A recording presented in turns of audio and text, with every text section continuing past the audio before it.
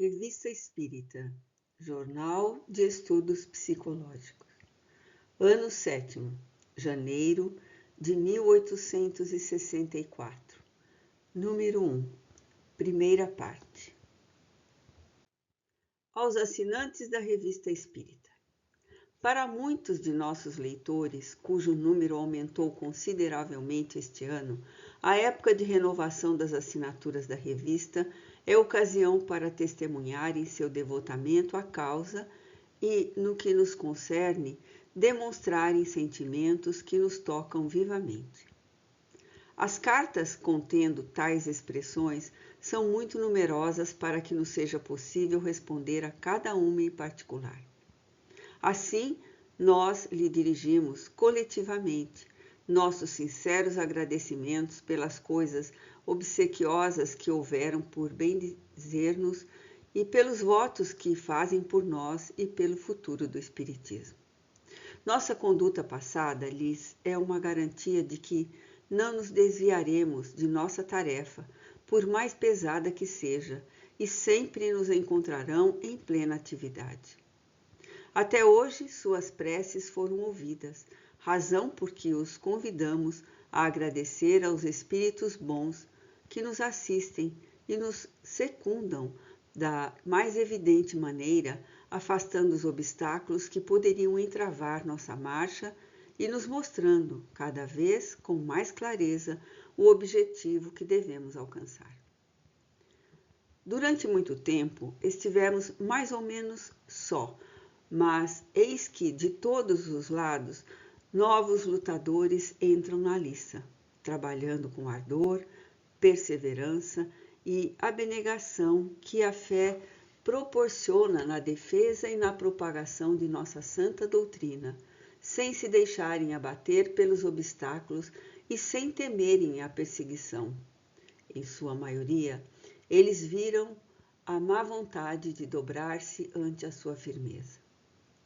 Que recebam aqui nossas sinceras felicitações em nome de todos os espíritas presentes e futuros, na memória dos quais certamente viverão. Logo terão a satisfação de ver numerosos imitadores marchando em suas pegadas, porque o impulso, uma vez dado, não mais será detido. Em breve também, ver-se-ão sustentados por homens de autoridade que empunharão corajosamente a causa do Espiritismo, que é a do progresso e do bem-estar material e moral da humanidade. Saudação cordial e fraterna aos irmãos em espírito de todos os países. Allan Kardec.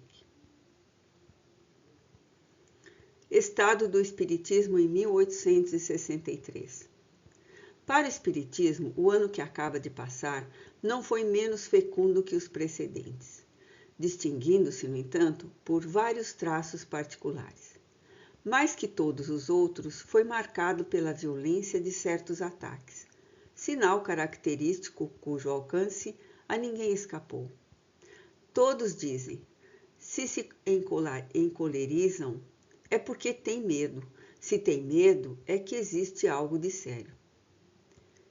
Como, porém, está hoje bem constatado que essas agressões fizeram avançar o Espiritismo em vez de detê-lo, naturalmente os ataques diminuirão com o tempo. Mas não se deve subestimar esta calma aparente, nem crer que os inimigos do Espiritismo logo vão tirar partido. É, pois, necessário nos persuadirmos de que a luta não terminou, mas que haverá uma mudança de tática. Eis porque dizemos aos espíritas que velem sem cessar sobre o que se passa à sua volta e se lembrem do que dissemos no número de dezembro último, sobre o período da luta, a guerra surda e os conflitos, que não se surpreendam se o inimigo se insinua até em suas fileiras. Deus o permite para experimentar a fé, a coragem e a perseverança de seus verdadeiros servidores. Doravante, a meta será procurar todos os meios possíveis de comprometer o Espiritismo, a fim de desacreditá-lo. induzir os grupos sob a aparência de zelo e o pretexto de que devem ir avante a se ocuparem de coisas estranhas ao objetivo da doutrina, a tratarem de questões políticas ou outras capazes de provocar discussões irritantes e semear a divisão de tudo com o pretexto de pedirem o seu fechamento. A moderação dos espíritas é o que surpreende e mais contraria os adversários. Tudo farão para tirá-los de lá, até mesmo a provocação, mas eles saberão frustrar essas manobras por sua prudência, como já o fizeram em mais de uma ocasião, e não cair nas armadilhas que lhes estenderão. Aliás, verão os instigadores se emaranharem em seus próprios fios, pois é impossível que, mais cedo ou mais tarde, não se deixem descobrir. Será o momento mais difícil a passar que o da guerra aberta, em que se vê o inimigo face a face. Porém, quanto mais rude a prova, tanto maior será o triunfo. Aliás, esta campanha tem tido um imenso resultado, o de provar a impotência das armas dirigidas contra o espiritismo. Os homens mais capazes do partido contrário entraram na liça. Todos os recursos de argumentação foram empregados e, não tendo sofrido o espiritismo, cada um ficou convencido de que não se lhe podia opor nenhuma razão peremptória. A maior prova da falta de boas razões foi terem recorrido ao triste e ignóbil expediente da calúnia. Contudo, por mais que quisessem fazer o espiritismo dizer o contrário do que diz, a doutrina aí está escrita em termos tão claros que desafiam toda a falsa interpretação, razão porque o odioso da calúnia recai sobre os que as empregam e os convence de sua impotência. Eis aí um fato considerável no ano que termina. E ainda mesmo que só tivéssemos obtido esse resultado, deveríamos nos dar por satisfeitos, mas outros há não menos positivos. O ano de 1863 é marcado sobretudo pelo aumento do número de grupos e sociedades formadas numa porção de localidades onde não os havia ainda, tanto na França quanto no estrangeiro, sinal evidente do número de adeptos e da difusão da doutrina. Paris, que havia ficado na retaguarda, finalmente cede ao impulso geral e começa a mover-se. Diariamente se formam reuniões particulares, com objetivo eminentemente sério e em excelentes condições. A sociedade que presidimos vê com alegria multiplicarem-se à sua volta rebentos vivazes, capazes de espalhar a boa semente. Os grupos particulares, quando bem dirigidos, são muito úteis à iniciação de novos adeptos. Em razão da extensão de suas relações, a sociedade principal, sendo o centro de convergência de todas as partes do mundo, não pode nem deve ocupar-se senão do desenvolvimento da ciência e das questões gerais que absorvem todo o seu tempo. Deve, forçosamente, abster-se de tudo quanto seja elementar e pessoal. Os grupos particulares vêm, assim, preencher a lacuna que forçosamente a sociedade deixa na prática, razão porque esta encoraja e secunda com seus conselhos e seu apoio moral as pessoas que se dedicam a essa obra de propagação. Se por alguns instantes foi possível conceber certo receio quanto aos efeitos de algumas dissidências na maneira de encarar o espiritismo, existe um fato capaz de dissipá-lo completamente. É o número sempre crescente das sociedades que, em todos os países, se colocam espontaneamente sob o patrocínio da de Paris e erguem a sua bandeira. É notório que a doutrina exposta em O Livro dos Espíritos é hoje o ponto para onde converge a imensa maioria dos adeptos. A máxima, fora da caridade não há salvação, reuniu todos os que vêm ao lado moral do Espiritismo, porque não há duas maneiras de o interpretar e ela satisfaz a todas as aspirações. Desde a constituição do Espiritismo em corpo de doutrina, já caíram muitos sistemas isolados, e aos poucos traços que ainda deixam não têm influência na opinião geral. As sólidas bases em que ele se apoia triunfarão sem custo das divisões que os adversários não deixarão de suscitar, porque estes não contam com espíritos que protejam sua obra e se servem dos próprios inimigos para garantirem o sucesso. Teria sido um fato sem precedentes pudesse uma doutrina ter se estabelecido sem dissidência, e se nós podemos admirar de algo quanto ao Espiritismo, é ver formar-se a unidade tão prontamente. Seja como for, o Espiritismo ainda não penetrou em toda parte e em muitos lugares mal é conhecido de nome. Os raros adeptos aí encontrados o atribuem a duas causas. A primeira, ao caráter das populações muito absorvidas pelos interesses materiais. A segunda, a ausência de pregações contrárias. Eis porque apelam com todas as suas forças para sermões do gênero dos que foram pregados alhures, ou alguma manifestação ruidosa de hostilidade, que chame a atenção e desperte a curiosidade. Contudo, que tenham paciência. Como é preciso que todos lá cheguem, os espíritos saberão perfeitamente acudir com outros meios. Mas o sinal mais característico do ano de 1863 foi o movimento que se produziu na opinião concernente à doutrina espírita. É surpreendente a facilidade com que o princípio é aceito por pessoas que até pouco o teriam repelido e levado ao ridículo. As resistências, falamos das que não são sistemáticas e interesseiras, diminuem sensivelmente. Citam-se vários escritores de boa-fé que fizeram luta renhida contra o Espiritismo e que hoje, dominados por seu meio social, sem se confessarem vencidos, renunciam a uma luta que consideram inútil. É que a necessidade de uma transformação moral se faz sentir cada vez mais. A ruína do velho mundo é iminente, porque as ideias que ele preconiza já não estão à altura que chegou a humanidade inteligente. Tudo parece a ele confundir, e na retaguarda entrevêem vagamente novos horizontes. Sentem-se que é preciso algo melhor do que o que existe, e o procuram inutilmente no mundo atual. Alguma coisa circula no ar como uma corrente elétrica precursora e cada um espera, mas cada um também diz que não é a humanidade que deve recuar.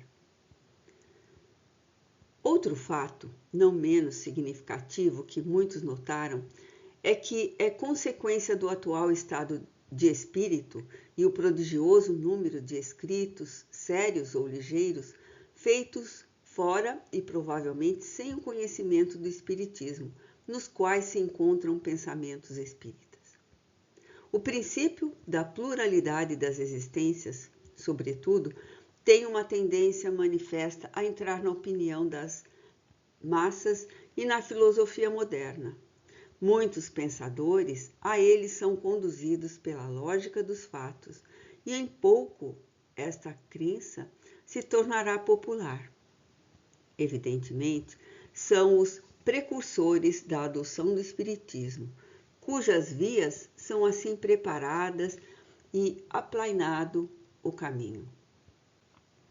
Estas ideias são semeadas de diversos lados, em escritos que vão a todas as mãos, tornando cada vez mais fácil a sua aceitação. O estado do espiritismo, em 1863, pode ser assim resumido: ataques violentos, multiplicação de escritos a favor e contra, movimento nas ideias, notável extensão da doutrina, mas sem sinais exteriores capaz de produzir uma sensação geral. As raízes se estendem, crescem os rebentos, esperando que a árvore desenvolva os seus ramos. O momento de sua maturidade ainda não chegou. No número das publicações que, neste último ano, vieram participar da luta e concorrer para a defesa do Espiritismo, colocamos em primeira linha os jornais Riche de Bordeaux e Vérité de Lyon, cujos redatores merecem o reconhecimento e o encorajamento de todos os verdadeiros espíritas pela perseverança, devotamento e desinteresse de que deram provas. No centro espírita mais numeroso da França e talvez no mundo inteiro, o Vérité veio firmar-se como um alerta temível por seus artigos de uma lógica tão cerrada que não deixam nenhuma margem à crítica. Ao que tudo indica, em breve o Espiritismo terá um novo e importante órgão na Itália, que, como os seus mais velhos da França, marchará de comum acordo com os grandes princípios da doutrina. Médiuns curadores. Um oficial de caçadores espírita de longa data e um dos numerosos exemplos de reformas morais que o Espiritismo pôde operar, transmitiu-nos os seguintes detalhes. Caro mestre, aproveitamos as longas horas de inverno para nos entregarmos com ardor ao desenvolvimento de nossas faculdades mediúnicas. A tríade do quarto Caçadores, sempre unido, sempre vivo, inspira-se em seus deveres e ensaia novos esforços. Sem dúvida, desejais conhecer o objeto de nossos trabalhos, a fim de saber se o campo que cultivamos não é estéril. Podereis julgá-lo pelos detalhes seguintes. Desde alguns meses, nossos trabalhos têm como meta o estudo dos fluidos. Esse estudo desenvolveu em nós a mediunidade curadora. Assim, agora a aplicamos com sucesso. Há alguns dias, uma simples emissão fluídica de 5 minutos com minha mão foi suficiente para tirar uma nevralgia violenta. Há 20 anos, a senhora P. estava afetada por uma hiperestesia aguda ou exagerada sensibilidade da pele, moléstia que a retinha no quarto há 15 anos. Mora numa pequena cidade vizinha e, tendo ouvido falar de nosso grupo espírita, veio buscar alívio junto de nós. Partiu ao cabo de 35 dias completamente curada. Durante esse tempo, recebeu diariamente 1/4 de hora de emissão fluídica com o concurso de nossos guias espirituais. Ao mesmo tempo, cuidávamos de um epiléptico acometido por essa terrível enfermidade há 27 anos. As crises se repetiam quase todas as noites, durante as quais sua mãe passava longas horas à sua cabeceira. Bastaram 35 dias para esta cura importante e, como aquela mãe estava feliz, levando o filho radicalmente curado. Nós nos revezávamos os 3 de 8 em 8 dias. Para a emissão fluídica, ora colocávamos a mão sobre a boca do estômago do doente, ora sobre a nuca, na raiz do pescoço. Cada dia o doente podia constatar uma melhora. Nós mesmos, após a evocação e durante o recolhimento, sentíamos o fluido exterior nos invadir, passar em nós e se nos escapar dos dedos esticados e dos braços estendidos para o corpo do paciente que tratávamos. Neste momento, oferecemos os nossos cuidados a um segundo epiléptico, Desta vez, a moléstia talvez seja mais rebelde, porque é hereditária. O pai deixou-nos 4 filhos, o germe desta afecção. Enfim, com a ajuda de Deus e dos espíritos bons, esperamos reduzi-la em todos eles. Caro mestre, reclamamos o socorro de vossas preces e dos nossos irmãos de Paris. Para nós, esse concurso será um encorajamento e um estímulo aos nossos esforços. Depois, vossos espíritos bons podem vir em nosso auxílio, tornar o tratamento mais salutar e abreviar a sua duração. Como bem podeis imaginar, só aceitamos como recompensa, e já deve ser bastante, a satisfação de ter feito o nosso dever e obedecido ao impulso dos espíritos bons. O verdadeiro amor do próximo traz consigo uma alegria sem mescla e deixa em nós algo de luminoso que encanta e eleva a alma. Assim, procuramos tanto quanto nos permitem nossas imperfeições, compenetrarmos-nos dos deveres do verdadeiro espírita, que mais não são que a aplicação dos preceitos evangélicos. O senhor G. de L. deve trazer-nos o seu cunhado que um espírito malfazejo subjuga há 2 anos. Lamennais, nota explicativa 1. Félicité Lamennais, 1782-1854, filósofo e escritor francês. Nosso guia espiritual encarrega-nos do tratamento dessa rebelde obsessão. Deus nos daria também o poder de expulsar os demônios?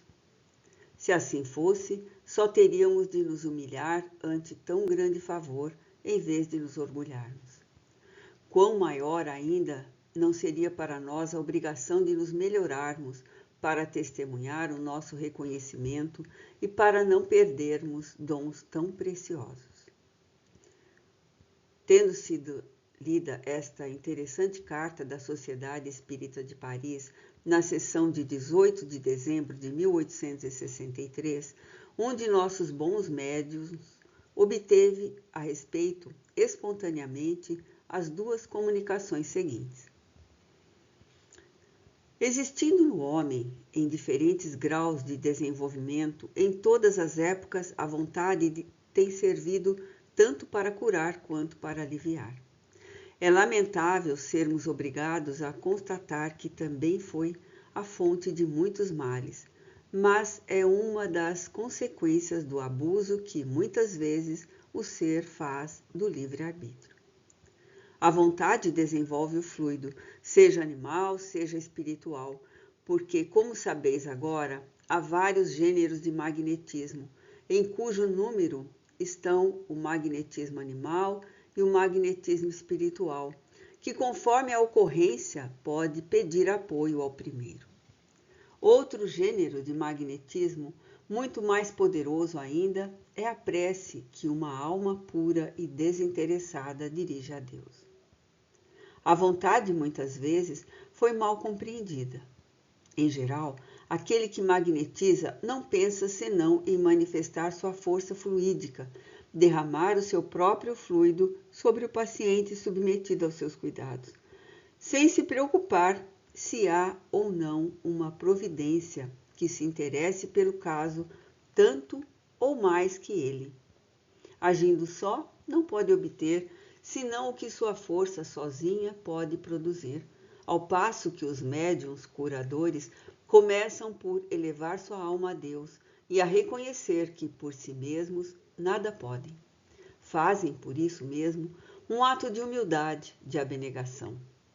Então, confessando-se demasiado fracos, Deus, em sua solicitude, lhes envia poderosos socorros que o primeiro não pôde obter, já que se julga suficiente para a obra empreendida. Deus sempre recompensa a humildade sincera, elevando-a ao passo que rebaixa o orgulho. Esse socorro que envia são os espíritos bons, que vem penetrar o médium de seu fluido benfazer, o qual é transmitido ao doente. Também é por isto que o magnetismo empregado pelos médiuns curadores é tão potente e produz essas curas classificadas de miraculosas e que são devidas simplesmente à natureza do fluido derramado sobre o médium, enquanto o magnetizador ordinário se esgota, muitas vezes, inutilmente, em dar passes. O médium curador infiltra um fluido regenerador pela simples imposição das mãos, graças ao concurso dos espíritos bons. Mas esse concurso só é concedido à fé sincera e à pureza de intenção. Mesmer, médium, Sr. Albert. Uma palavra sobre os médiuns curadores de que acabais de falar. Estão todos nas mais louváveis disposições. Têm a fé que transporta a montanha, o desinteresse que purifica os atos da vida e a humildade que os santifica. Que perseverem na obra de beneficência que empreenderam. Que bem se lembrem de que aquele que pratica as leis sagradas ensinadas pelo Espiritismo aproxima-se constantemente do Criador. Que ao empregarem sua faculdade, a prece, que é a vontade mais forte, seja sempre o seu guia, o seu ponto de apoio. Em toda a sua existência, o Cristo vos deu a mais irrecusável prova da vontade mais firme, mas era a vontade do bem e não a do orgulho. Quando por vezes dizia, eu quero, a palavra estava cheia de unção. Seus apóstolos que o cercavam sentiam abrir-se o coração a esta santa palavra. A doçura constante do Cristo, sua submissão à vontade do Pai, sua perfeita abnegação são os mais belos modelos da vontade que se possa propor para exemplo. Paulo Apóstolo, médium, Sr. Albert.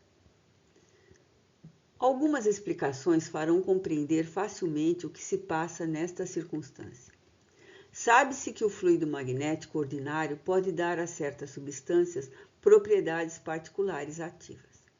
Neste caso, age de certo modo como agente químico, modificando o estado molecular dos corpos. Nada há, pois, de admirável que possa modificar o estado de certos órgãos, mas igualmente se compreende que sua ação, mais ou menos salutar, deve depender de sua qualidade. Daí as expressões bom ou mau fluido, fluido agradável ou penoso. Na ação magnética propriamente dita, é o fluido pessoal do magnetizador que é transmitido, e esse fluido, que não é senão o perispírito, sabe-se que participa sempre, mais ou menos, das qualidades materiais do corpo, ao mesmo tempo que sofre a influência moral do espírito.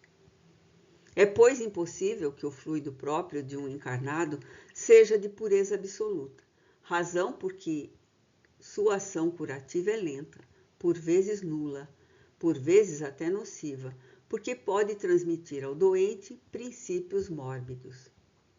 Pelo fato de um fluido ser bastante abundante e enérgico para produzir efeitos instantâneos de sono, de catalepsia, de atração ou de repulsão, não se segue absolutamente que tenha as necessárias qualidades para curar. É a força que derruba e não o bálsamo que suaviza e restaura. Assim, há espíritos desencarnados de ordem inferior, cujo fluido pode mesmo ser muito maléfico, o que os espíritas, a todo instante, têm ocasião de constatar. Só nos espíritos superiores, o fluido perispiritual está despojado de todas as impurezas da matéria. Está, de certo modo, quintessenciado. Por conseguinte, sua ação deve ser mais salutar e mais imediata. É o fluido benfazejo por excelência.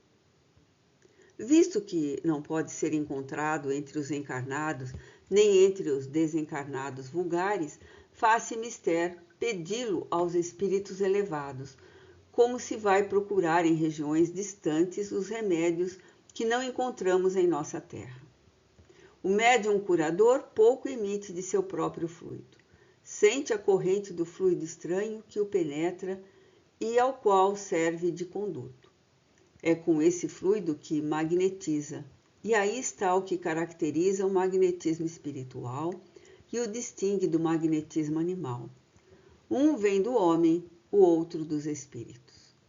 Como se vê, nada há nisso de maravilhoso, mas um fenômeno resultante de uma lei da natureza que não se conhecia. Para curar pela terapêutica ordinária, não bastam os primeiros medicamentos que surgem. São precisos puros, não avariados ou adulterados e convenientemente preparados. Pela mesma razão, para curar pela ação fluídica, os fluidos mais depurados são os mais salutares. Já que esses fluidos benfazejos são os próprios fluidos dos espíritos superiores, é o concurso destes últimos que se deve obter. Por isso, a prece e a invocação são necessárias. Mas para orar, e sobretudo orar com fervor, é preciso fé. Para que a prece seja ouvida, é preciso que seja feita com humildade e ditada por um real sentimento de benevolência e de caridade. Ora, não há verdadeira caridade sem devotamento, nem devotamento sem interesse. Sem estas condições, o magnetizador, privado da assistência dos espíritos bons, fica reduzido às suas próprias forças, muitas vezes insuficientes, ao passo que, com o concurso deles, elas podem ser centuplicadas em poder e em eficácia. Mas não há licor, por mais puro que seja, que não se alcance ao passar por um vaso impuro. Dá-se o mesmo com o fluido dos espíritos superiores ao passar pelos encarnados. Daí, para os médiuns, nos quais se revela essa preciosa faculdade e que querem vê-la crescer e não se perder, a necessidade de trabalharem o seu melhoramento moral. Entre o magnetizador e o médium curador, há, pois, esta diferença capital. O primeiro magnetiza com seu próprio fluido e o segundo com o fluido depurado dos espíritos, donde se segue que estes últimos dão o seu concurso a quem querem e quando querem, que podem recusá-lo e, por conseguinte, tirar a faculdade daquele que dela abusasse ou a desviasse de seu fim humanitário e caritativo para dela fazer comércio. Quando Jesus disse aos apóstolos: "Ide, expulsai os demônios, curai os enfermos", acrescentou: "Dai de graça o que de graça recebestes." Nota explicativa 2, Mateus capítulo 10, versículo 8. Os médiuns curadores tendem a multiplicar-se como anunciaram os espíritos, e isto em vista de propagar o espiritismo, pela impressão que esta nova ordem de fenômenos não deixará de produzir nas massas, porquanto não há quem não ligue para a sua saúde, mesmo os mais incrédulos. Desse modo, quando virem obter com o concurso dos espíritos o que a ciência não pôde dar, forçoso será convir que há uma força fora do nosso mundo. Assim, a ciência será levada a sair da via exclusivamente material em que ficou até hoje. Quando os magnetizadores anti-espiritualistas ou anti-espíritas virem que existe um magnetismo mais poderoso que o seu, serão forçados a remontar a verdadeira causa. Importa, todavia, precaver-se contra o charlatanismo, que não deixará de tentar explorar em proveito próprio esta nova faculdade. Para isto, há um meio muito simples: lembrar-se de que não há charlatanismo desinteressado e que o desinteresse absoluto, material e moral, é a melhor garantia de sinceridade. Se há uma faculdade dada por Deus com um objetivo santo, sem sombra de dúvida é esta, pois que exige imperiosamente o concurso dos espíritos superiores, e este não pode ser adquirido pelo charlatanismo. É para que se fique bem edificado quanto à natureza toda especial desta faculdade, que nós o descrevemos com alguns detalhes. Embora tenhamos podido constatar-lhe a existência por fatos autênticos, muitos dos quais passados sob os nossos olhos, pode dizer-se que ainda é rara e só existe parcialmente nos médiuns que a possuem, seja por não terem todas as qualidades requeridas para possuí-la em sua plenitude, seja por estar ainda em começo. Eis porque até hoje os fatos não tiveram muita repercussão, mas não tardarão a tomar desenvolvimentos capazes de chamar a atenção geral. Dentro de poucos anos, ela se revelará em algumas pessoas predestinadas para isto, com uma força que triunfará de muitas obstinações. Mas não são os únicos fatos que o futuro nos reserva, e pelos quais Deus confundirá os orgulhosos e os convencerá de sua impotência. Os médiuns curadores são um dos 1000 meios providenciais para atingir esse objetivo e acelerar o triunfo do Espiritismo. Compreende-se facilmente que esta qualificação não pode ser conferida aos médiuns escreventes, que obtêm receitas médicas de certos espíritos. Não encaramos a mediunidade curadora senão do ponto de vista fenomênico e como meio de propagação, e não como recurso habitual. Em próximo artigo, trataremos de sua possível aliança com a medicina e o magnetismo ordinários. Um caso de possessão, Senhorita Julie. Segundo artigo, ver o número de dezembro de 1863. Em nosso artigo anterior, descrevemos a triste situação dessa moça e as circunstâncias que nela provavam uma verdadeira possessão. Sentimos-nos felizes ao confirmar o que dissemos de sua cura, hoje completa. Depois de liberta de seu espírito obsessor, os violentos abalos que tinha sofrido durante mais de 6 meses haviam provocado grave perturbação em sua saúde. Agora está completamente recuperada, mas não saiu do estado sonambúlico, o que não a impede de consagrar-se aos seus trabalhos habituais. Vamos expor as circunstâncias dessa cura. Várias pessoas haviam tentado magnetizá-la, mas sem muito sucesso, salvo uma leve e passageira melhora no seu estado patológico. Quanto ao espírito, era cada vez mais tenaz e as crises haviam atingido um grau de violência dos mais inquietadores. Teria sido necessário um magnetizador nas condições que indicamos no artigo precedente para os médiuns curadores, isto é, penetrando a doente com um fluido bastante puro para eliminar o fluido do espírito mau.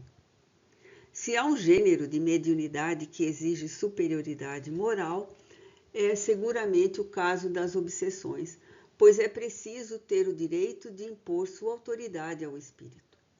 Os casos de possessão, segundo o que é anunciado, devem multiplicar-se com grande energia daqui a algum tempo, a fim de que fique bem demonstrada a impotência dos meios empregados até agora para combatê-los. Até uma circunstância da qual não podemos ainda falar, mas que tem certa analogia com o que se passou ao tempo do Cristo, contribuirá para desenvolver essa espécie de epidemia demoníaca. Não é duvidoso que surjam médiuns especiais com o poder de expulsar os espíritos maus, como os apóstolos tinham o de expulsar os demônios, seja porque Deus sempre põe o remédio ao lado do mal, seja para dar aos incrédulos uma nova prova da existência dos espíritos. Para a senhorita Julie, o magnetismo simples, como em todos os casos análogos, por mais enérgico que fosse, era insuficiente. Dever-se-ia agir simultaneamente sobre o espírito obsessor para dominá-lo e sobre o moral da doente, perturbada por todos esses abalos. O mal físico era apenas consecutivo, era efeito e não causa. Devia-se, pois, tratar a causa antes do efeito.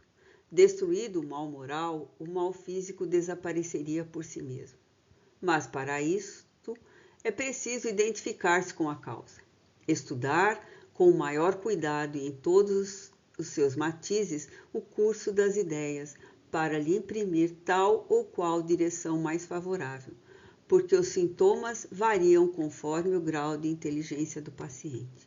O caráter do espírito e os motivos da obsessão, motivos cuja origem remonta quase sempre à existência anteriores. O insucesso do magnetismo com a senhorita Julie levou várias pessoas a tentar. Neste número estava um jovem dotado de grande força fluídica, mas que infelizmente não tinha qualquer experiência e, sobretudo, os conhecimentos necessários em casos semelhantes. Ele se atribuía um poder absoluto sobre os espíritos inferiores, que, em sua opinião, não podiam resistir à sua vontade. Tal pretensão, levada ao excesso e baseada em sua força pessoal e não na assistência dos espíritos bons, deveria provocar-lhe mais uma decepção. Só isto deveria ter bastado para mostrar aos amigos da mocinha que faltava a primeira das qualidades requeridas para que o socorro lhe fosse eficaz. Mas o que acima de tudo deveria tê-los esclarecido é que ele professava sobre os espíritos em geral uma opinião completamente falsa. Segundo ele, os espíritos superiores são de natureza muito etérea para poderem vir à Terra comunicar-se com os homens e os assistir. Isto só é possível aos espíritos inferiores, em razão de sua natureza mais grosseira. Esta opinião, que não passa da doutrina da comunicação exclusiva dos demônios, cometia ele o erro grave de sustentá-la diante da enferma, mesmo nos momentos de crise. Com essa maneira de ver, só devia contar consigo mesmo e não podia invocar a única assistência capaz de ajudá-lo, assistência que, é verdade, julgava poder dispensar. A consequência mais deplorável para a doente que ele desencorajava, tirando-lhe a esperança da assistência dos bons espíritos. No estado de debilidade em que se achava o seu cérebro, tal crença, que dava todo o poder ao espírito obsessor, poderia tornar-se fatal para sua razão e mesmo matá-la. Assim, ela repetia sem cessar nos momentos de crise: louca, louca, ele me põe louca, completamente louca. Eu ainda não sou, mas ficarei. Falando de seu magnetizador, ela descrevia perfeitamente sua ação, dizendo: ele me dá a força do corpo, mas não a força do espírito. Tal expressão era profundamente significativa e, no entanto, ninguém lhe dava importância. Quando vimos a senhorita Julie, o mal estava no seu apogeu e a crise que testemunhamos foi uma das mais violentas. Foi no próprio momento em que nos dedicávamos a levantar-lhe o moral e inculcar-lhe o pensamento de que ela podia dominar esse espírito mau com a assistência dos bons e de seu anjo da guarda, cujo apoio devia invocar. Foi nesse momento, dizíamos, que o jovem magnetizador, que se achava presente por uma circunstância sem dúvida providencial, veio sem qualquer provocação afirmar e desenvolver sua teoria, destruindo por um lado o que fazíamos por outro. Tivemos de lhe expor com energia que praticava uma má ação e assumia a terrível responsabilidade da razão e da vida daquela infeliz mocinha. Um fato dos mais singulares que todos tinham observado, mas cujas consequências ninguém havia deduzido, produzia-se na magnetização. Quando se dava durante a luta com o espírito mau, só este último absorvia todo o fluido que lhe conferia mais força enquanto a doente enfraquecia e sucumbia à sua ação nefasta. Devemos nos lembrar de que ela estava sempre em estado sonambúlico, consequentemente, via o que se passava, e foi ela mesma quem deu a explicação. Não viram, no fato, senão uma malícia do espírito, e contentavam-se em se absterem de magnetizar em tais momentos e ficarem como espectadores da luta. Com o conhecimento da natureza dos fluidos, é possível dar-se conta facilmente desse fenômeno. Antes de mais, é evidente que, absorvendo o fluido para aumentar a força em detrimento da doente, o espírito queria convencer o magnetizador da inutilidade de sua pretensão. Se havia malícia de sua parte, era contra o magnetizador, pois se servia da mesma arma com a qual este último pretendia vencê-lo. Pode dizer-se que ele tomava o bastão das mãos. Não menos evidente era a sua facilidade de se apropriar do fluido do magnetizador, denotando uma afinidade entre esse fluido e o seu próprio, ao passo que fluidos de natureza contrária se teriam repelido, como água e óleo. Só este fato bastaria para demonstrar que havia outras condições a preencher.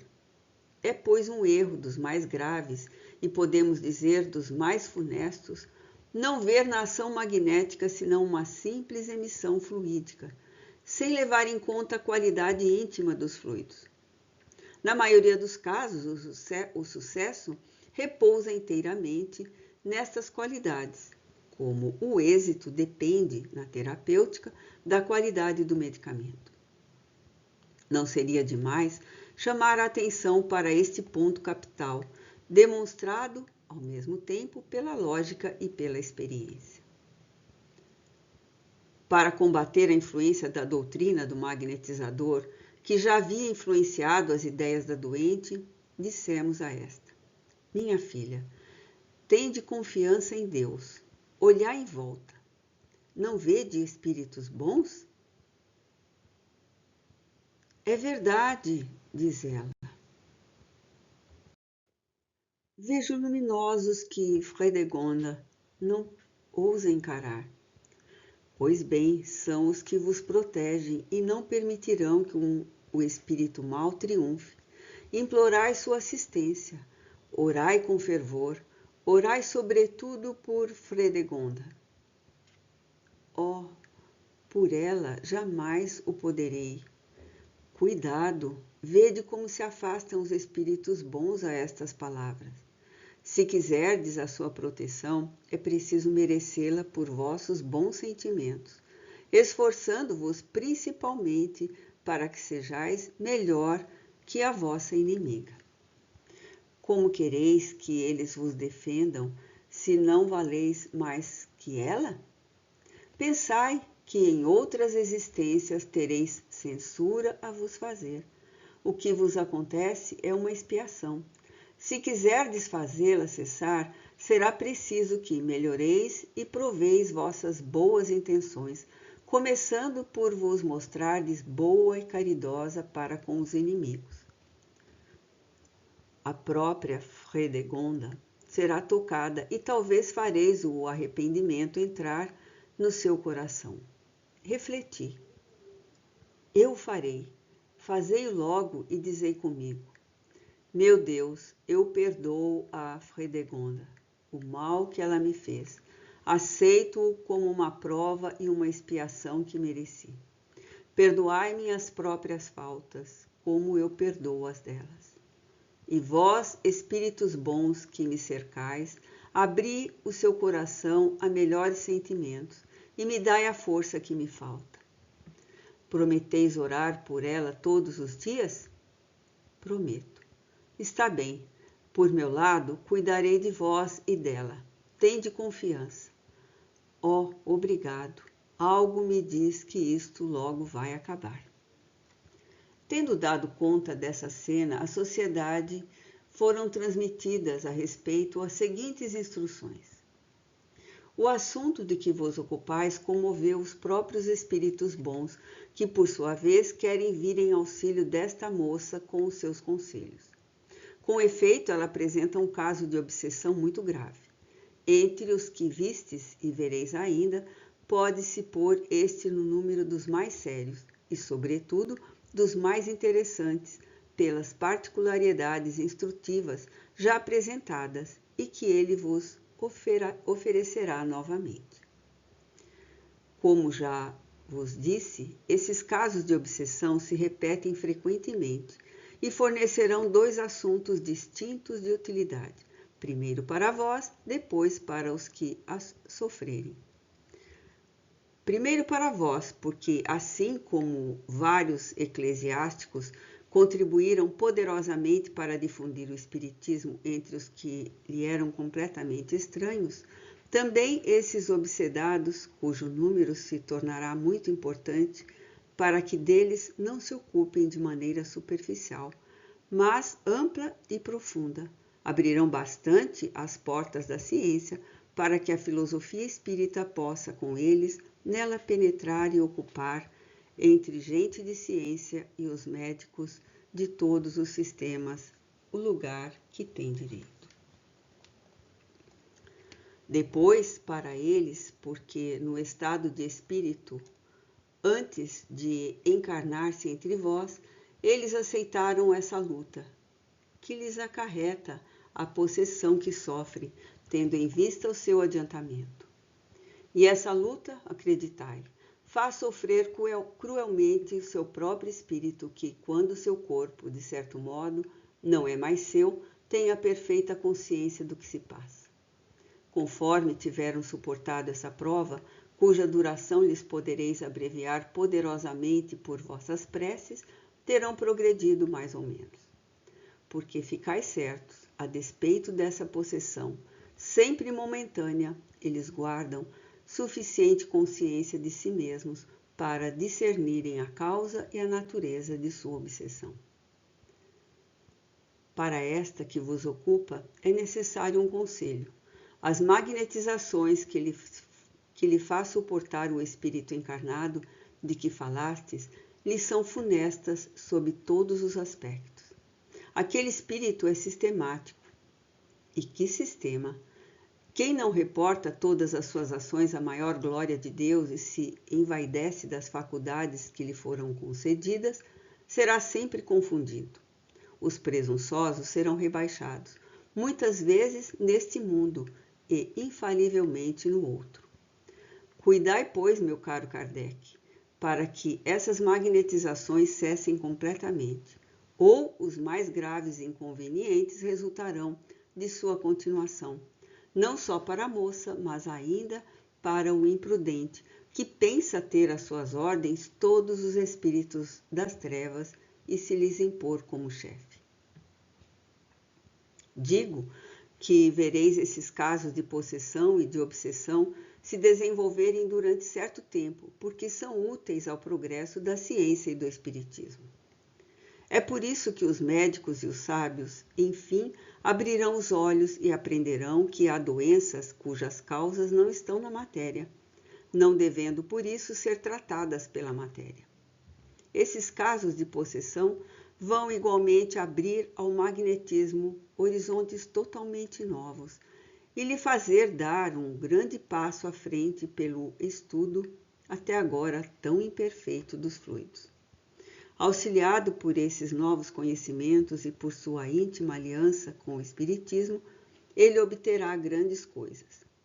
Infelizmente, no magnetismo, como na medicina, durante muito tempo ainda haverá homens que julgarão nada ter a aprender.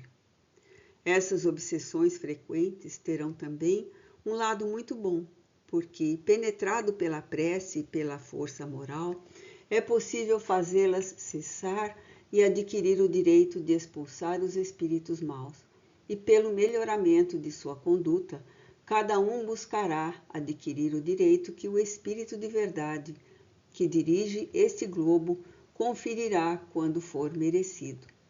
Tende fé e confiança em Deus, que não permite que se sofra inutilmente e sem motivo. Hahnemann, Médium Sr. Albert. Serei breve. será muito fácil curar essa infeliz pessoa possessa.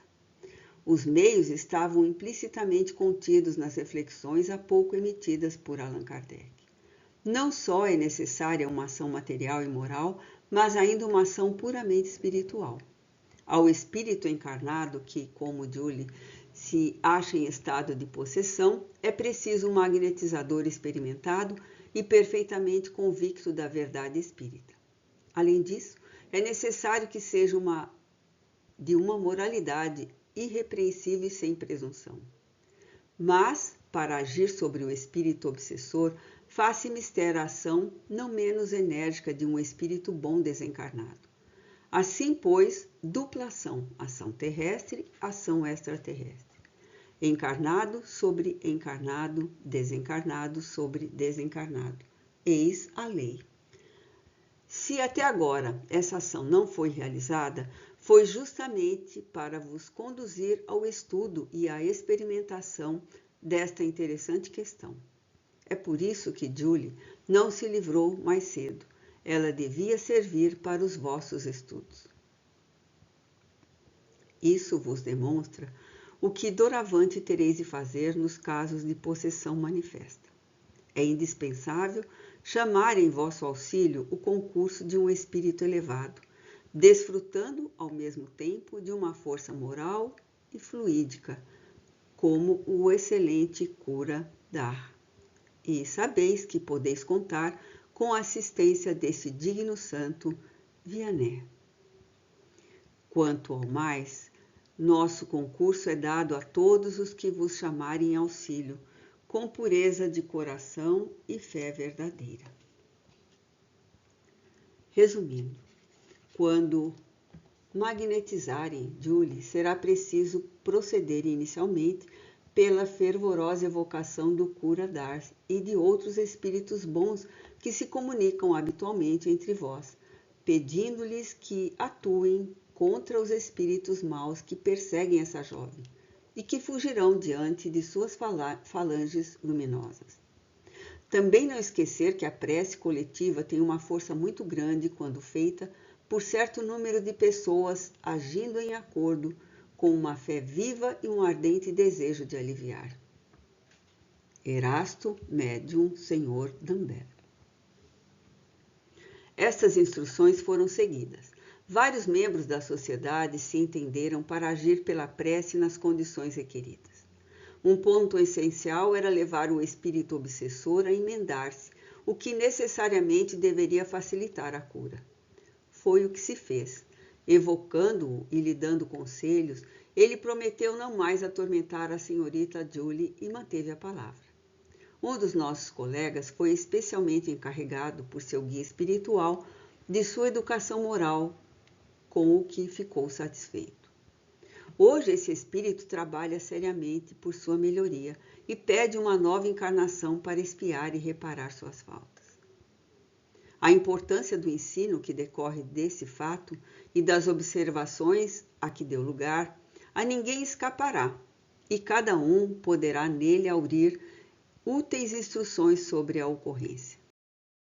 Uma observação essencial que o fato permitiu constatar e que se compreende sem dificuldade é a influência do meio.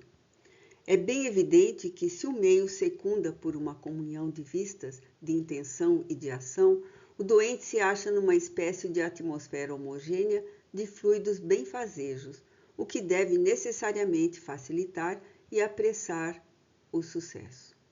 Mas se houver desacordo, oposição, se cada um quiser agir à sua maneira, resultarão divergências, correntes contrárias que, forçosamente, paralisarão e, por vezes, anularão os esforços tentados para a cura. Os eflúvios fluídicos que constituem a atmosfera moral, se forem maus, serão tão funestos a certos indivíduos quanto as emanações das regiões pantanosas.